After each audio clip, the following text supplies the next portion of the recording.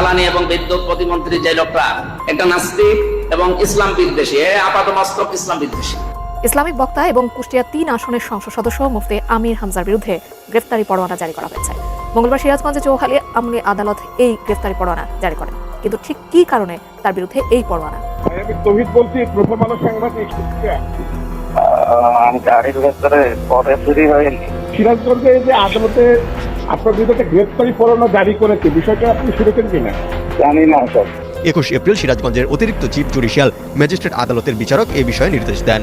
এর আগে আমির হামজাকে আদালতে হাজির হওয়ার জন্য সমন জারি করা হয়েছিল। তবে তিনি নির্ধারিত তারিখে আদালতে উপস্থিত না হওয়ায় তার বিরুদ্ধে গ্রেপ্তারি পরোয়ানা জারির আদেশ দেন বিচারক। ওই আদালতের রাষ্ট্রপক্ষের সহকারী কৌশলী নাসির উদ্দিন প্রথম আলোকে বলেন, মানহানির একটি মামলায় গত ২ এপ্রিল কুষ্টিয়া ৩ আসনের সংসদ সদস্য ও জামায়াত নেতা আমির হামজাকে ২১ এপ্রিল আদালতে হাজির হতে সমন জারি করেন আদালত। নির্ধারিত তারিখে হাজির না হওয়ায় আদালত তার বিরুদ্ধে গ্রেপ্তারি পরোয়ানা জারি করে গ্রেপ্তারের নির্দেশ দিয়েছেন। কুষ্টিয়া ৩ আসনের সংসদ সদস্য ও জামায়াতে ইসলামীর নেতা আমির হামজার বিরুদ্ধে বিদ্যুৎ, জ্বালানি ও খনিজ সম্পদ মন্ত্রী ইকবাল হাসান মাহমুদ টুকুকে নিয়ে মানহানিকর মন্তব্য করার অভিযোগে দায়ের করা মামলায় গ্রেপ্তারি পরোয়ানা জারি করেছেন আদালত। আসসালামু আলাইকুম, জানিয়ে দেবো এই মাত্র হাতে থাকা সর্বশেষ গুরুত্বপূর্ণ সংবাদ। এত সময় শুনলেন সংবাদ শিরোনাম, এবার থাকছে বিস্তারিত। তার আগে ছোট্ট একটা রিকোয়েস্ট করতে চাই, যারা এই ধরনের নিউজ দেখতে ভালোবাসেন, দেরি না করে এই চ্যানেলটি সাবস্ক্রাইব করে বেল আইকনটি অল করে দেবেন। তাহলে দেশের সকল আপডেট খবর, রাজনৈতিক খবরগুলো সবার আগে এক ভিডিওর মাধ্যমে আপনি প্রথমে দেখবেন।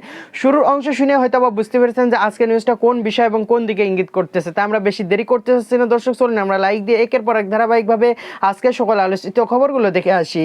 গত ২ এপ্রিল কুষ্টিয়া সদরের সংসদ সদস্য মুফতি আমির হামজার বিরুদ্ধে আমি বাদী হয়ে মানহানির মামলা করেছিলাম। মামলাটার উদ্দেশ্য ছিল আমাদের সিরাজগঞ্জের কৃতি সন্তান, আমাদের হৃদয়ের স্পন্দন, আমাদের গণপ্রজাতন্ত্রী বাংলাদেশ সরকারের মাননীয় মন্ত্রী জনাব ইকবাল হাসান মাহমুদকে কটূক্তি করেছিল, তাকে নাস্তিক বলেছিল। আমরা ক্ষুব্ধ হয়ে তার বিরুদ্ধে মামলা করেছিলাম গত ২ এপ্রিল ২০২৬ সালে। ২ এপ্রিল মাননীয় আদালত তাকে হাজির হওয়ার জন্য সমনের আদেশ দেন এবং সমনের তারিখ আজকে ছিল। উনি হাজির হন নাই। মাননীয় আদালত আমাকে প্রশ্ন করলেন, যেহেতু সংসদ চলতেছে এই মুহূর্তে ওয়ারেন্ট দেওয়া ঠিক হবে কিনা। আমি বললাম, সংসদ চলার কারণে ওয়ারেন্ট দেওয়াতে কোনো বাধা নাই। সংসদ চলবে, পুলিশকে আমরা গ্রেপ্তারি পরোয়ানা দিবেন আপনি। পুলিশ যদি মনে করে তাকে সংসদের স্পিকারের অনুমতি নিয়ে গ্রেপ্তার করতে হবে করবে, কিন্তু ওয়ারেন্ট দেওয়াতে কোনো বাধা নাই। পরে আমার কথায় সন্তুষ্ট হয়ে মাননীয় আদালত বিজ্ঞ অতিরিক্ত চিফ জুডিশিয়াল ম্যাজিস্ট্রেট তার বিরুদ্ধে গ্রেপ্তারি পরোয়ানা জারি করেছে। আমি আশা করতেছি উনি অবশ্যই আইনের আওতায় উনি আসবেন, কারণ আইন সকলের জন্যই সমান। আমরা সকল নিয়মকানুন মেনেই ওনার বিরুদ্ধে মামলা করেছি এবং উনি যদি সংসদ সদস্য সংসদ চলাতক অবস্থায় গ্রেপ্তার করতে হয় পুলিশ স্পিকারের পারমিশন নেবে।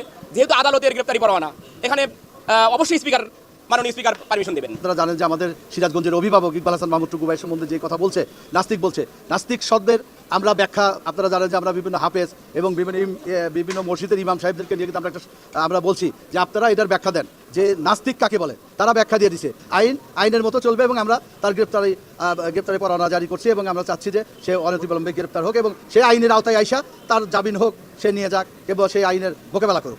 এইমাত্র একটা ব্রেকিং খবর হচ্ছে, মুফতি আমির হামজার বিরুদ্ধে গ্রেপ্তারি পরোয়ানা। এই আমির হামজা এখন কুষ্টিয়া ৩ আসনের এমপি, জামাতের এমপি। কি ব্যাপারে ১৩ এপ্রিল কুষ্টিয়ার জেলা প্রশাসকের বদলি নিয়ে একটা মন্তব্য করছিল। তিনি বলছিলেন যে জেলা প্রশাসকের বিরুদ্ধে ২০ থেকে ৩০ কোটি টাকা দিয়ে বদলি হয়ে আসার অভিযোগ তুলেছেন তিনি।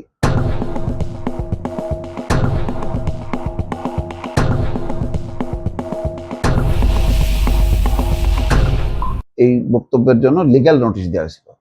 নোটিশে বলা হয়, গত ২৭শে মার্চ হরিপুর জামে মসজিদে জুমার নামাজের খুতবার আগে মুসল্লিদের উদ্দেশ্যে বক্তব্যে এমপি আমির হামজা বলেন, কুষ্টিয়ার বর্তমান ডিসি এখানে বদলি হয়ে আসার জন্য ২০ থেকে ৩০ কোটি টাকা ব্যয় করেছেন। এই বক্তব্য বিভিন্ন পত্রিকা সহ সামাজিক যোগাযোগ মাধ্যমে ফলাওভাবে প্রকাশিত হয়েছে, যাতে জনমনে বিভ্রান্তির সৃষ্টি এবং এই জাতীয় বক্তব্য বর্তমান সরকারের ভাবমূর্তি ক্ষুণ্ণ হয়েছে। এর আগে জ্বালানি মন্ত্রী টুকুকে নাস্তিক এবং ইসলাম বিদ্বেষী আখ্যা দিছে। তারপরে সম্ভবত রুমিন ফারহান, তিনিও তাকে একটু কটাক্ষ করা এরকম একটা বক্তব্য তিনি দিয়েছেন। এছাড়া তার অনেক কি মান্দাকিনীর চেহারা দেখেছেন, কি তার চেহারা, এই সমস্ত মানে ওয়াজ মাহফিলে এত বিতর্কিত বক্তব্য, এত নিম্ন রুচির নিম্ন কথাবার্তা, এই মানুষটাকে কেন পিক করলো জামাতের তো ক্যাডার ভিত্তিক দল, তার হতে পারে আপনি মানে ধর্মভিত্তিক কোনো দলকে পছন্দ নাও করতে পারেন, কিন্তু জামাতের তো কিছু গুণাগুণ আছে। তাদেরকে বলা হয় তারা বেশ বুদ্ধিমান, তারা পড়াশুনো করে, তাদের মধ্যে ভদ্রতা আছে, নম্রতা আছে, তারা দুর্নীতিমুক্ত, অনেকেই অধিকাংশই তাদের সেই ইমেজটা আছে। সেই ইমেজটাই তো ছিল তাদের এতে বিএনপির বিপরীতে। কিন্তু আমির হামজাকে যখন নাকি নমিনেশন দেয় তখনই আমি অবাক হয়েছি যে এই মানুষটা কিভাবে জামাত সিলেক্ট করলো, যার কথাবার্তা আচরণ খুবই মানে কি বলবো, মানে এটা মানানসই না। সে একজন নীতি নির্ধারক হয় কি করে, জামাত তাকে প্রমোট করে কি করে? কালকে দেখেন একটা ঘটনা বলি, কোন একটা বাসায় শাহজাহান চৌধুরী, চট্টগ্রাম 15, তার সাথে প্রবীণ জামাত নেতা এবং এমপি, 91 সালের এমপি, জামাতের মধ্যে এখন 4 জন, তার সাথে কথাবার্তায় তিনি বলছিলেন 4 জনের সংসদের অভিজ্ঞতা আছে, বাকি সবাই নতুন। বিএনপির মধ্যে 40 জন, বাকি সবাই নতুন। ছাত্ররা তো সবাই নতুন। বললো, আমি বললাম কেমন ফিল করছেন? বললো যে যত যাই বলেন না কেন, এইরকম স্বস্তির পার্লামেন্ট আর আগে কখনো পাইনি। এরকম সবকিছু বলা যাচ্ছে, কথা বলা যাচ্ছে, বিতর্ক করা যাচ্ছে। আমরা বিরোধী, এইরকম শক্তিশালী বিরোধী অবস্থানে কখনো আসবো আমরা চিন্তা করিনি। বিএনপিও যে ব্যাক করতে পারবে ক্ষমতা এইভাবে, তারাও চিন্তা করতে পারেনি।